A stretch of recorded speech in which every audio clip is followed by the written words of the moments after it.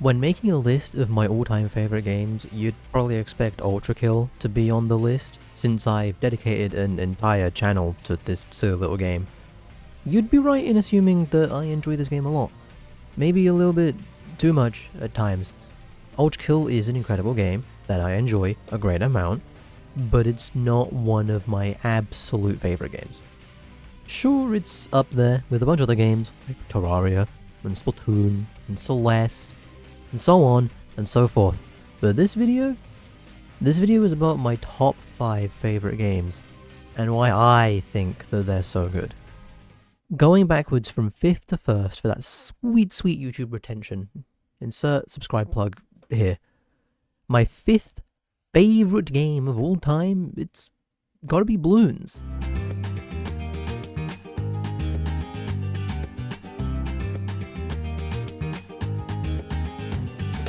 Now these games are all so similar, I could probably lump them all together as one, but if I had to pick a single game as the bet, it's BTD6. Like, come on, what are you expecting? Of course it's BTD6. It is the best Bloons game Ninja Kiwi has ever made. Probably the best game Ninja Kiwi has ever made, full stop. I downloaded BTD6 all the way back in launch day, when I was 12. Holy shit, this game is 7 years old. Anyway, I got it on launch day, and I was just hooked immediately. It's such a simple game. I mean, really, it literally plays itself. Like, what do? You put some monkeys down, you click some buttons, bada bing, bada boom, monkey pop balloon. It's so simple, but it's got such a deep level of strategy if you go looking for it.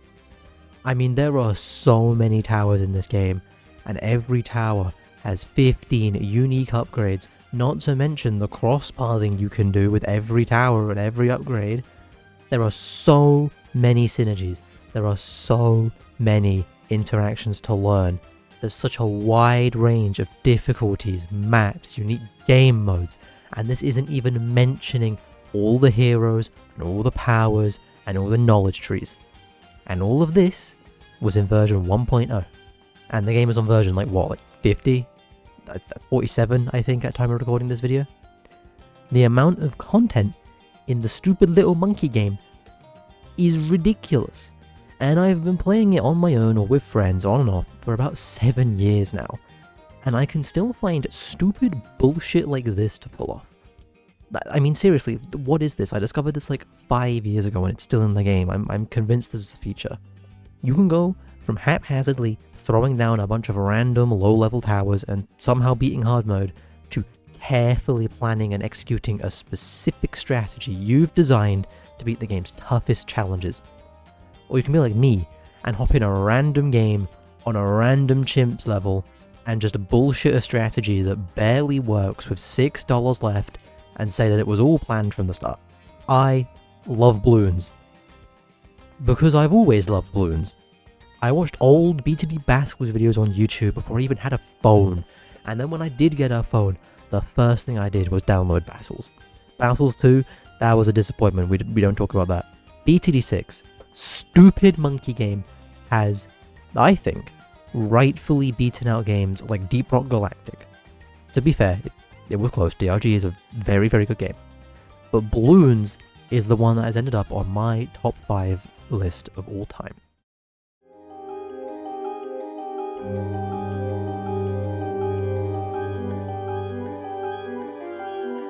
I can't believe we waited so long for Silksong. The Team Cherry made a whole prequel. I mean, that's crazy. Hollow Knight is probably the single best indie game of all time. Yeah, that's right, I said it. Eat shit, Terraria. I don't know how these Australian bastards did it, but they took about 4 Tic Tacs and some silly string and turned it into the best Metroidvania since Metroid, or even Vania. The world is so big and so iconic. I finished Hollow Knight 4 years ago and I could still probably tell you where you are just from a screenshot. The game starts out slow. Too slow. My criticisms end there. This game fucking rules.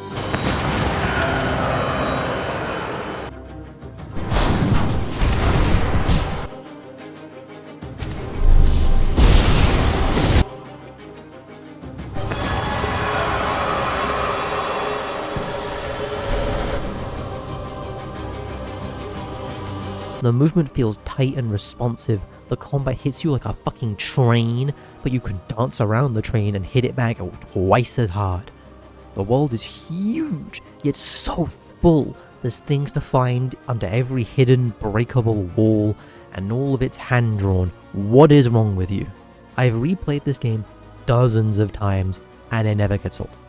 I've 112%ed, yeah, it's 112%, fuck you, at least 10 times. And here is an obligatory mention of the music.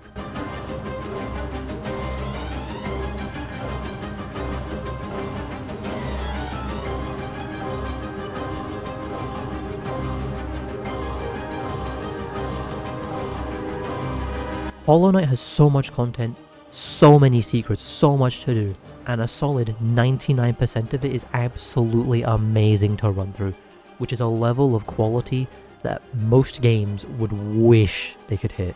The game is just so good. You've probably already heard this much glaze from everyone who spent £5 on a microphone off of Amazon. You thought I was wrapping up this section? No. I haven't even mentioned the 4 free DLCs, multiple endings, charm system, story, characters. I don't need to make another 90-minute long video about why Cruel is the greatest tragedy of our generation, so I'll cut it here. Silksong soon.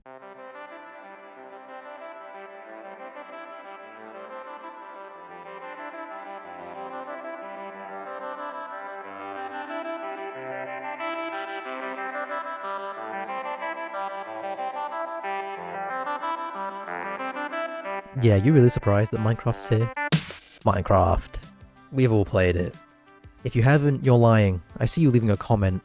You're lying. This game is 16 years old, and that is probably older than most of my fanbase, despite what YouTube tells me.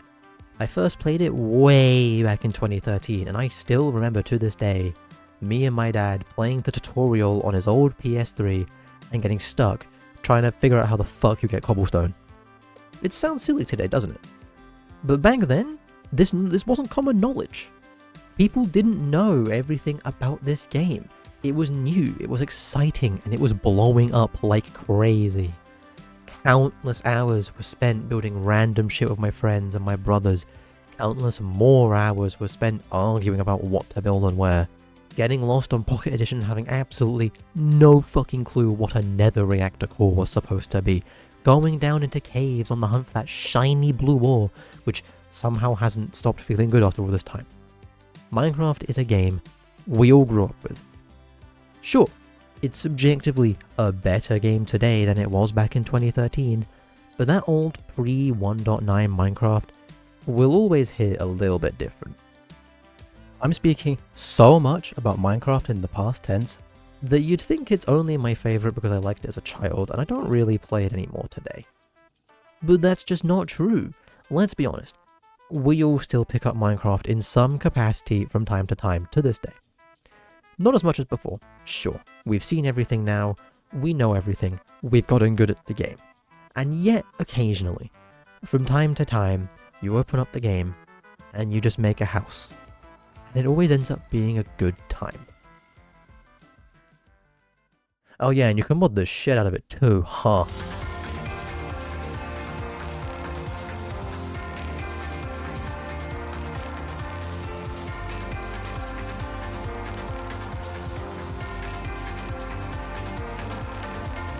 Now, I'm not the biggest modder in the world myself, but if you've never played modded Minecraft before, you either A, play on Bedrock, you poor souls, or B, lack a frontal lobe and the knowledge on how to download Prism.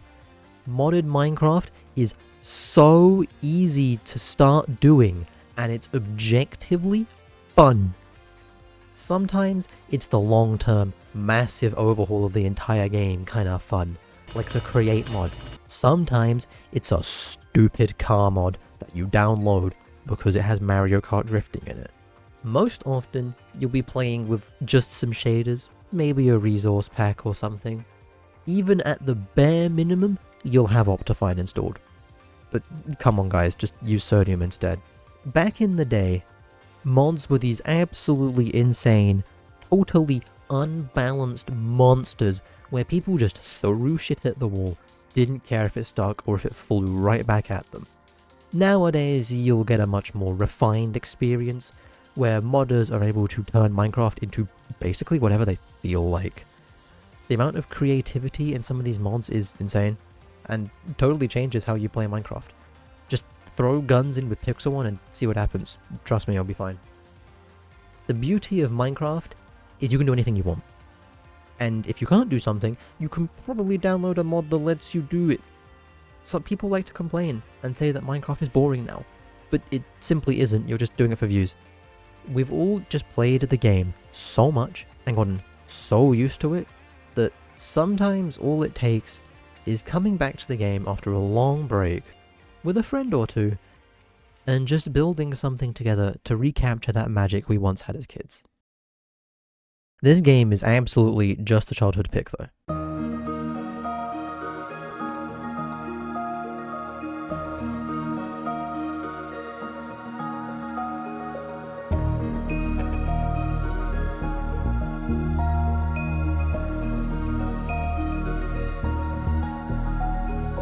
The Mario and Luigi series has a cult following, and it's a cult following for a reason. These games aren't perfect. Far from it. They all share issues with pacing and hand-holding and some very rough edges, but I still love them. I've played every Mario and Luigi game there is, other than Partners in Time. I never got around to that one. And I can definitely say that for me, Dream Team stands out as the best. Now those of you who are familiar with the series will probably be thinking, but that one has the worst pacing issues, and the tutorials never stop.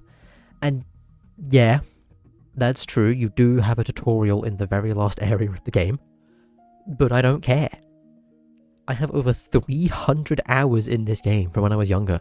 I have a level 100 save, I have beaten every single boss in the battle ring in a single turn, yeah, even Bowser Jr., with more than 4,000 health in a Mario and Luigi game. I love this game. I love the art style. I love the whole concept of going into Luigi's dreams. I love the music. This right here, this is what peak looks like, people. Brothership wishes it had music this bouncy. This game is one of my favorites because it was a favorite when I was like 9, and I don't think I need any better reason to put this game so high on this stupid list. So there it goes. Look at it.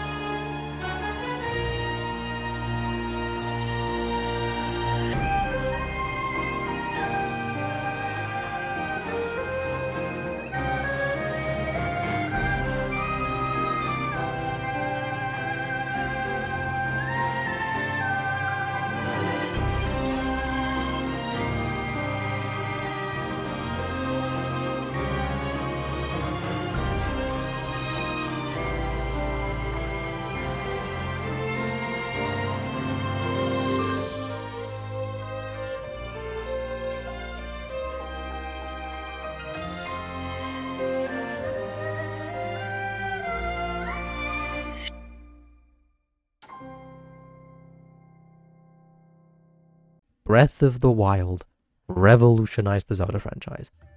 A lot of people today seem to like to hate this game because of how it fundamentally changed the very traditional Zelda series, but I'd argue people look at Breath of the Wild the wrong way.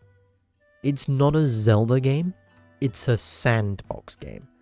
And once you realize this, you can truly start to enjoy this game in ways the developers couldn't have ever anticipated. I mean, where do I even begin?